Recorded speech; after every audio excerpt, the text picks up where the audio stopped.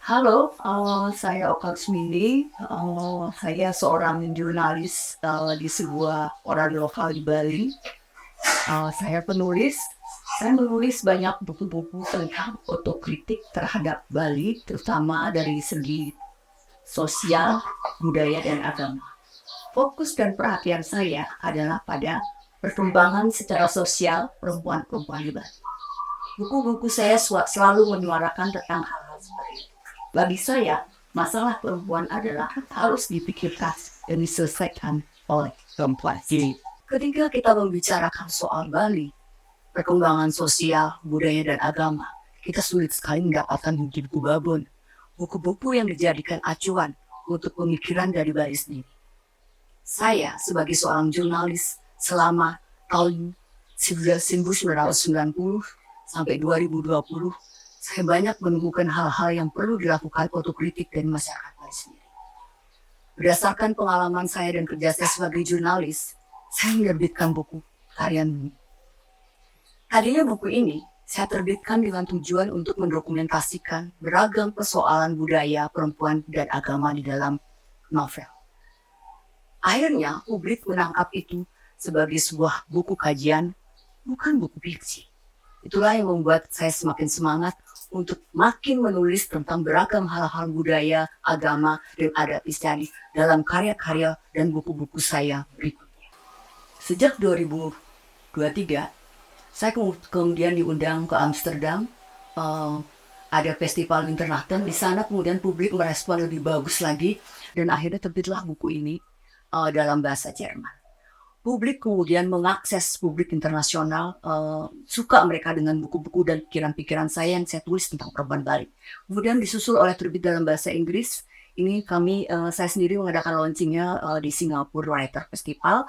Disusul kemudian saya berangkat ke Italia. Saya mengunjungi beberapa kota, Roma, Milan, berkeliling untuk memasarkan ini buku-buku tarian bumi dalam bahasa Italia, dan saya sempat menjadi dosen tamu di Universitas Napoli di Italia. Kemudian ada juga film Tarian Bumi, versi yang dibuat oleh anak Bali. Jadi saya pikir ini adalah hal yang sangat luar biasa, respon publik yang sangat luar biasa terhadap karya-karya saya dan pemikiran perempuan Bali yang saya tulis di dalam novel saya Tarian Bumi. Kemudian ini juga dari Seoul, saya berangkat ke Seoul, ini launching di Seoul, ini dalam bahasa Korea. Luar biasa publik di sana untuk melihat bagaimana saya mendokumentasikan proses kreatif saya, tulisan-tulisan saya sebagai jurnalis dalam bentuk visi yang saya adaptasi di dalam bentuk novel karya. Ya, untuk mulai masuk ke wilayah kreatif dan dengan penulisan. Karena jarang sekali perempuan penulis Indonesia dianggap menulis dengan benar. Biasanya mereka selalu dianggap menulis hal-hal yang sangat privat. Padahal masalah-masalah privat yang dialami oleh perempuan adalah masalah-masalah yang sangat luar biasa. Karena menyangkut budaya, agama, dan beragam persoalan-persoalan domestik yang tentu sangat tidak mudah dilakukan.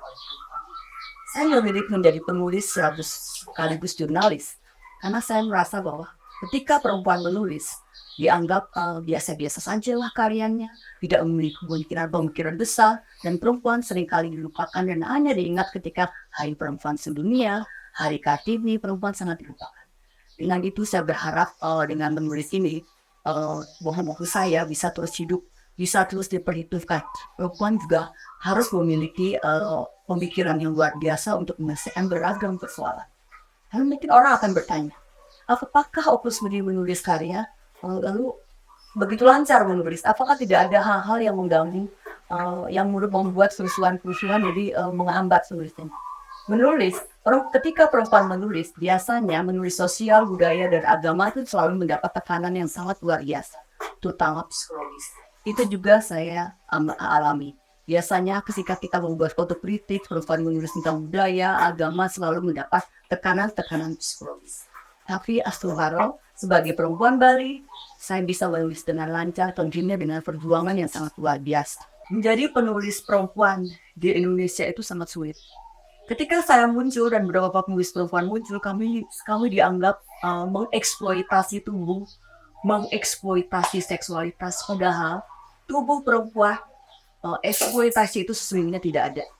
itu adalah politik yang selalu membuat perempuan tidak bisa menyuarakan pemikiran-pemikiran besarnya terhadap beragam perubahan sosial, budaya, dan agama yang terjadi di Indonesia. Itulah tantangan terberat menjadi penulis perempuan. Di samping mereka juga harus bekerja, mereka juga harus belajar, mereka juga harus menuliskan pemikiran-pemikirannya agar bisa diakses oleh publik yang lebih luas. Saya dibesarkan di dalam sebuah keluarga yang benar-benar sangat demokratis. Jadi ayah saya juga biasa, kita mengkritik beliau, itu ayah saya tidak marah. Dan saya dibesarkan dalam budaya yang sangat demokratis dalam sebuah keluarga. Tentu itu membuat saya lebih egaliter untuk menyuarakan beragam persoalan-persoalan di dalam masyarakat, terutama masyarakat Bali. Itu tema-tema yang saya garap. Itu biasanya membuat saya lebih hidup. Karena siapa yang bisa melakukan otokritik terhadap perempuan dan budaya Bali hanya perempuan Bali sendiri, karena mereka yang mengalaminya. Tentu bukan persoalan mudah. Saya mendapat banyak sekali kritik yang sangat psikologis. Mungkin kalau bagi penulis asal daerah Bali.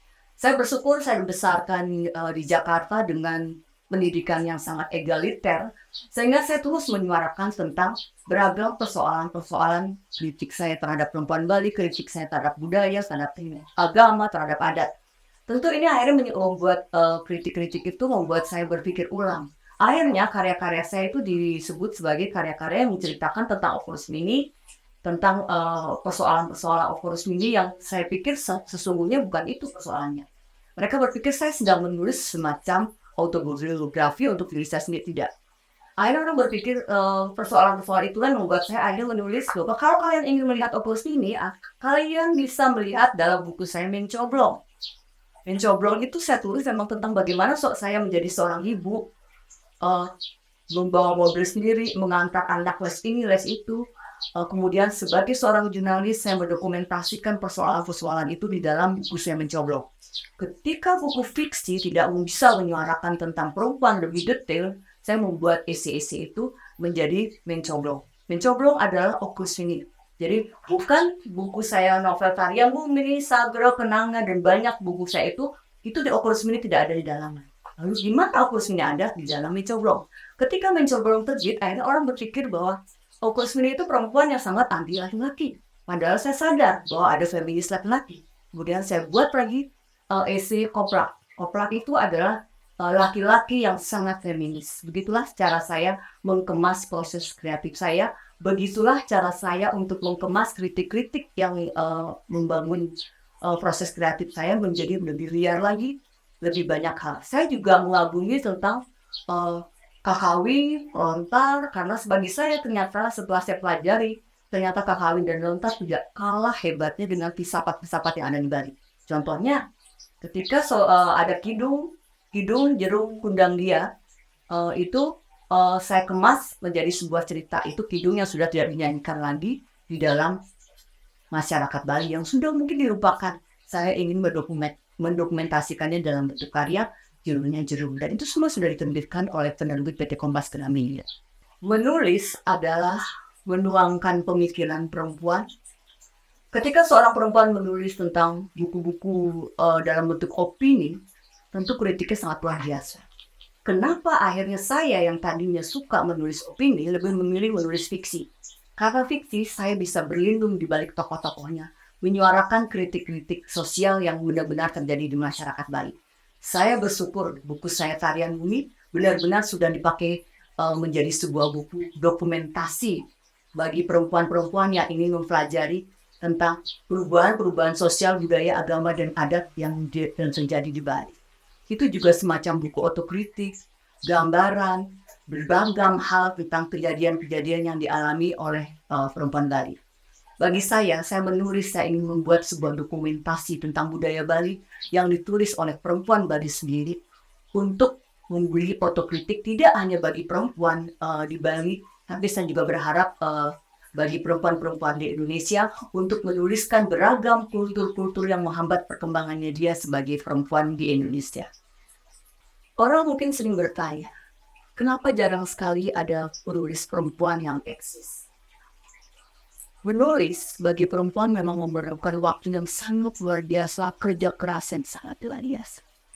Saya dibesarkan dengan budaya yang sangat patriarkis. Keluarga besar saya biasanya memperlakukan saya, diperkenalkan hanya kepada kewajiban, tanpa saya pernah tahu hak apa yang harus saya miliki sebagai kepandai. Pemikiran-pemikiran itulah yang menyaring, meresap, membuat saya menyerap semua permasalahan itu dalam diam. Kemudian lahirlah pemikiran-pemikiran saya kritis tentang beragam hal yang sangat patriarkis di dalam budaya Bali. Kenapa penulis perempuan sangat jarang? Karena memang sulit ketika perempuan sudah menikah, memiliki anak. Perempuan juga harus bekerja untuk memenuhi kebutuhan ekonomi.